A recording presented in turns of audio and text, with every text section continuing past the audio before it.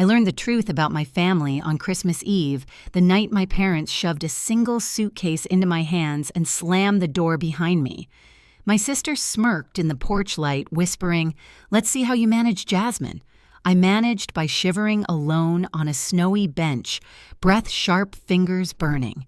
Then I saw her, a barefoot woman, face turning purple in the cold. I gave her my winter boots without thinking. An hour later, 19 black BMWs surrounded me, doors opening in perfect sync. The same woman stepped out, and what she said rewired everything I thought I knew. My name is Jasmine, and for most of my life, I believed survival meant keeping quiet, working hard, and pretending the cracks in my family weren't widening beneath my feet. People saw the Hillsborough house, the glass staircase, the holiday cards, staged like magazine spreads, and assumed we were lucky. But luck is a fragile thing when you're raised in a home where love is conditional and appearances are scripture. Growing up, I learned early that I was the daughter you glanced over. Talia sparkled. I was expected to applaud. She got the bigger birthday cakes, the louder praise, the unshakable certainty that she was the center of our world. I got the polite nods, the quiet reminders to be grateful. Even when I worked twice as hard, Gregory would tilt his head and say, "Try to match your sister's potential." Helen didn't correct him.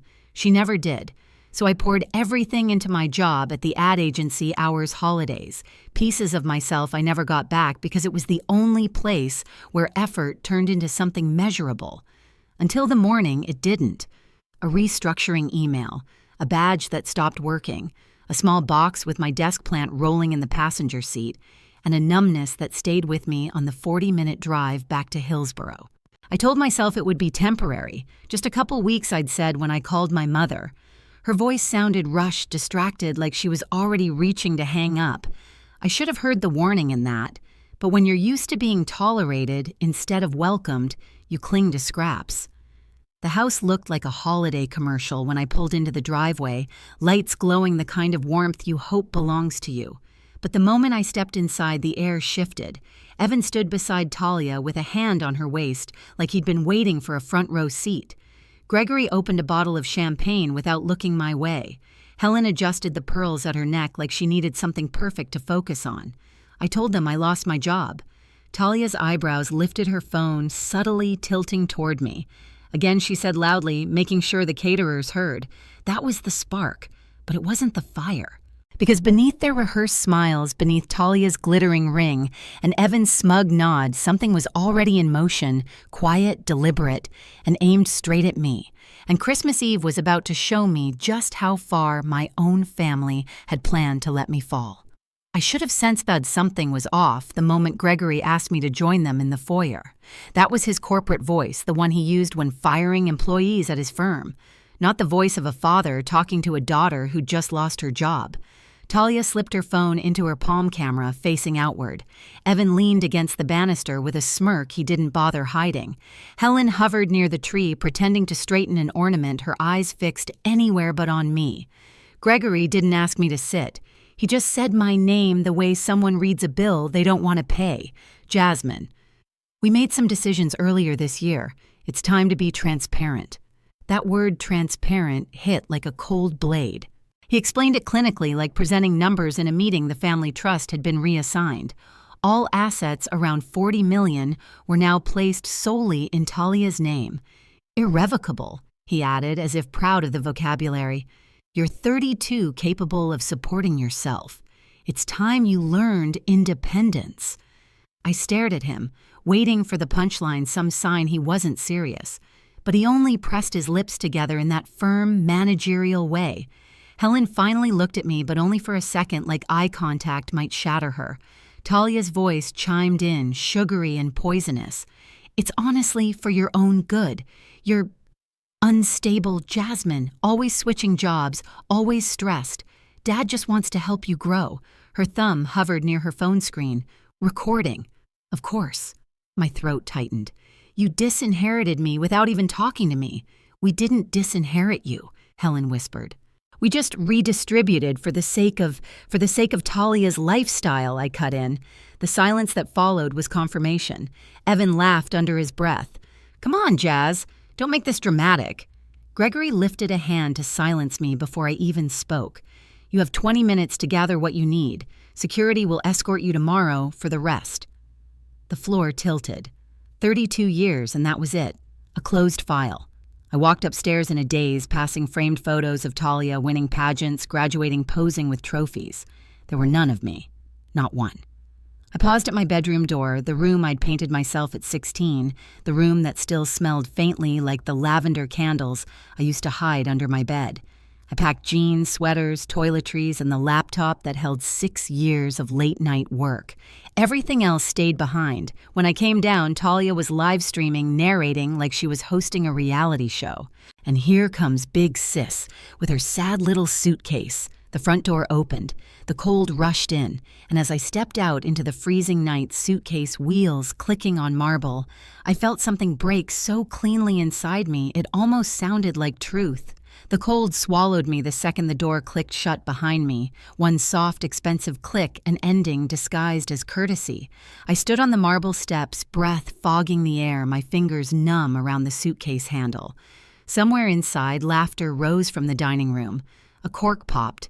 Silverware clinked against china. My family was celebrating while I tried to remember how to breathe. I started walking because standing still felt like giving up. The houses on our street glowed with warm light, silhouettes of families moving behind windows like scenes from a catalog. Mine had never felt like that, but seeing it from the outside made the loneliness sharper.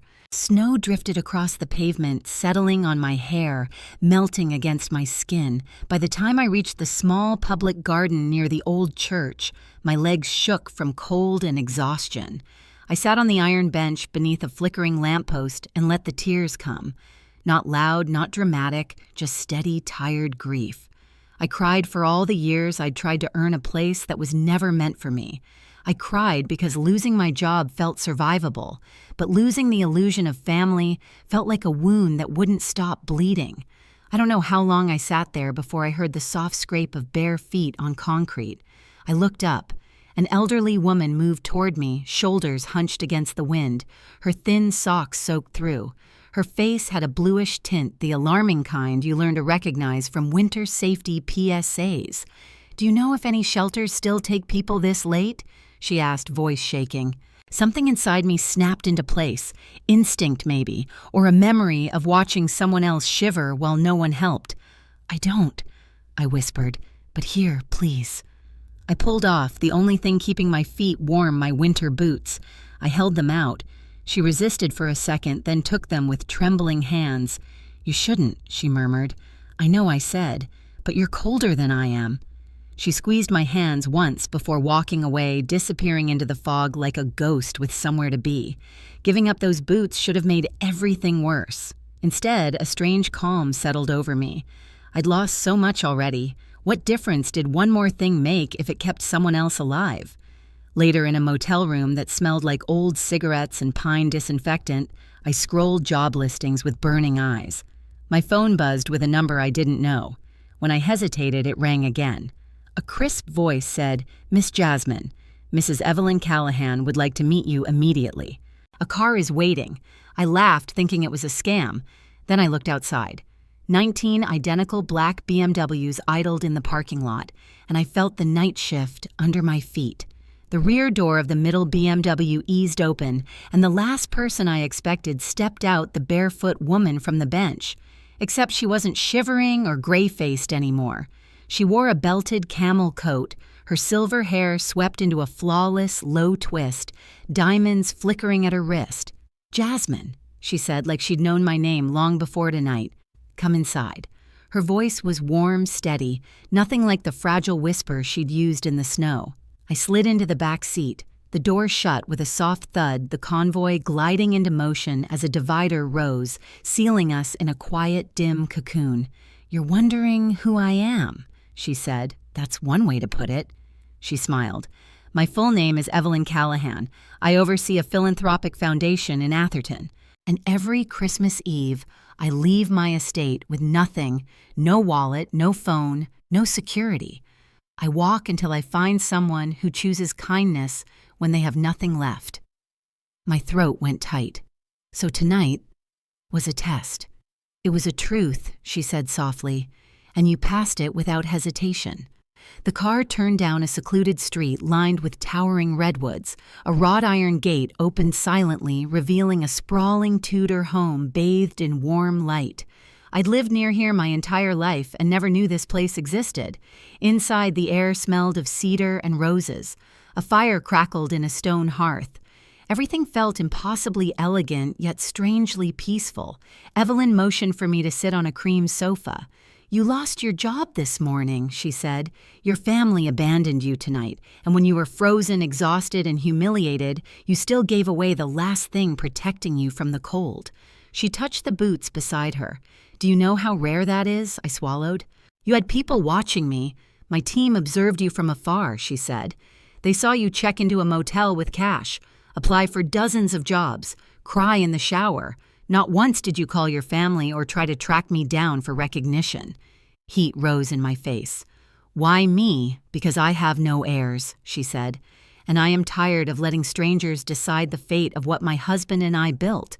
I want someone who knows what it feels like to be invisible, someone who gives not out of abundance, but out of truth. Her eyes softened. I'm offering you a room here, a salary, and a 5-year apprenticeship. If at the end you are still the woman I believe you are, you will run the foundation. The air stalled in my lungs. You're serious? She nodded. Completely. But what if I fail? You won't, she said, because people who give when they have nothing rarely do. I didn't trust my voice, so I just nodded. Come, she said. Your new life begins now. Everything after that felt like stepping into someone else's story. On Monday, I moved into the East Wing. My room overlooked a rose garden, sunlight warming the floors. Grace O'Neill, tall, sharp, endlessly composed, handed me a thick leather binder labeled Orientation. Boot camp, she said. Hope you're ready. The next months nearly broke me. At dawn, I ran around the lake with a former military trainer who didn't understand the concept of mercy. At breakfast, Evelyn grilled me on budget's outcomes and the difference between good intentions and real change. During the day, I sat through meetings in the Foundation's downtown office rooms full of donors debating how to turn millions into impact instead of ego. At night, I read through years of grants bills, payments, community reports, handwritten letters from families rebuilding their lives. I wasn't just learning a job, I was learning responsibility. The kind that sits on your shoulders and demands your best every day. There were mornings I cried quietly before meetings. Evenings I fell asleep on spreadsheets. But every time I doubted myself, I remembered the cold bench, the closed door, the moment my family turned me into a stranger, and I kept going. By early summer, Evelyn called me into the library. Sunlight filtered through stained glass onto a single folder placed neatly at the table's center. Open it, she said. Inside was an employment contract. Title President and Chief Executive Officer of the Callahan Foundation, a salary I'd never imagined, authority I had never believed could belong to someone like me. I didn't choose you because of the boots, she said. I chose you because you work harder than anyone, because you carry heartbreak without passing it down, because you show up with integrity even when no one is watching. Emotion burned behind my eyes. I don't know what to say. Say yes, she murmured. I signed. That night we shared a quiet toast on the terrace as the sun dipped behind the redwoods. I felt anchored, seen steady for the first time in years, but life has a way of circling back. It happened one crisp fall morning in my corner office in San Francisco. Grace knocked once. They're here, she said. Your parents. And Talia. No appointment. My pulse thudded. Send them in. They looked different, smaller, older. Gone were the designer outfits. Talia wore a plain sweater, her mascara smudged. Gregory's hair was nearly white. Helen clutched a cheap purse, her hands shaking. Talia spoke first. We're sorry, Jasmine. We were awful. We know that, she swallowed. Dad's investments collapsed. We lost the house. Evan? Left. We need help. Maybe $2 million, just to start over. $2 million. Said so lightly. What happened to the trust, I asked. Her eyes filled. Crypto. Some deals Evan swore would triple. It's gone. I exhaled. I'm sorry for your situation, I said softly. But this foundation helps people who never had a safety net, not those who burned theirs by choice. Gregory bristled. We're your family. I know, I said, but family doesn't erase accountability. I slid 3 business cards across the table: financial recovery debt, management counseling support. This is what we offer everyone, including you. Talia's face collapsed. You're really not giving us anything. No, I said, because I finally know the difference between saving someone and enabling them. Helen whispered, we're sorry. And for once, I believed her. Security walked them out. Grace lingered by the doorway. Are you okay?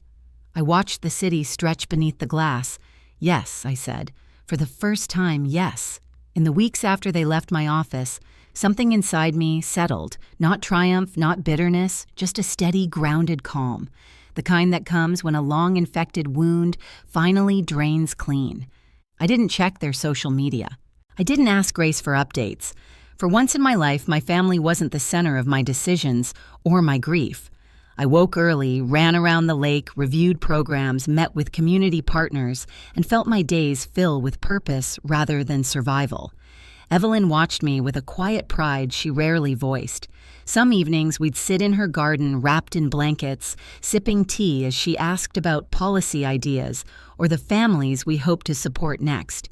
You've grown into your spine, she said once, brushing a leaf from my shoulder. Not harder, just clearer. Word of the trust disaster and the failed investments reached me in fragments, an article here, a whispered comment there. My parents had moved into a small apartment in San Jose. Talia was working part-time, attending counseling, trying to rebuild what she'd helped destroy. None of it brought me joy, and none of it brought me pain. It simply I was.